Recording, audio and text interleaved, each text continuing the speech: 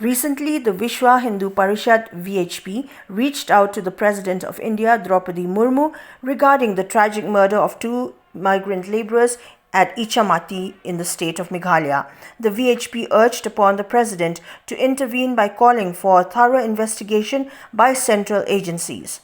In response, the Khasi Students' Union criticized the VHP's action, accusing them of serving the interests of a select few. Donald V. Thaba, the General Secretary of the Khasi Students' Union, emphasized that the VHP should refrain from meddling in issues concerning the indigenous people of Meghalaya as it lacks local roots in the state. Coordination of Welfare Committee nang tina po kabaay siya na block yang lamang tao global di ni ladap ay ka statement ho por pamaki gimde muslia hendri gidi ban mi syahmat dekani ga Meghalaya Minority Linguistics Development Forum ru kalong ban tolong kita ki agitations di nakali nga jung iru instruktif ba ka sang kadang song kiti hendri ka mangiong ba tadaki ki ga jing syaban ben jong kita ki parajat ki jong kita ki paranong buhay snong ki jong mengiru ni lang banyak ki jong syaban ben ki paradok rasna bujing na ka por sa por ba ni namla su ban jer hang ni mat kumjuru kuma ngilang suang ba ka Vishwa Hindu Parishad Ratho siapo ka president jong India ani ka message mengikuat pasong sa Vishwa Hindu Parishad kalong ba ni imjut kelar ka kam jong VHP station mainland India ka VHP ru kamdei ban wan tukelar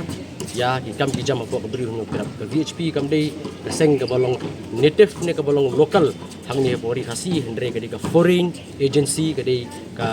foreign organization bat kam dei ban tukelar ru yam ha ka bai dei bat ka jinglong jingman hang ni apa beri hunu kerap sakawai ru ke message ke VHP kana arti ki message ke bai ke message ke ong ba mengipet ke VHP ke ong ba ka dei ka nationalist organization ke bapet ya boro kita ki nong song India Hendrai hang ni ke besok pelah pada ke VHP ke pet penbannya kita ki illegal immigrants kita ki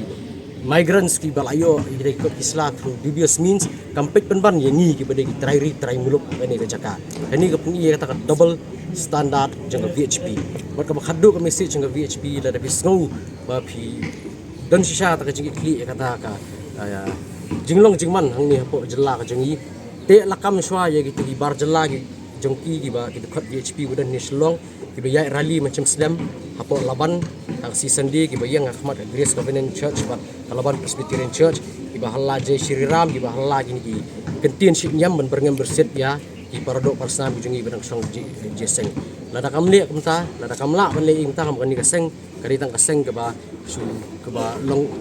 nak bentak interest ke jongnu re jongnu bat ki isu hi kam ting kam snit bat kanam ailat iru yakini ba kin wan ban penduduk musim ban tombor ya ki paradok parsna bujungi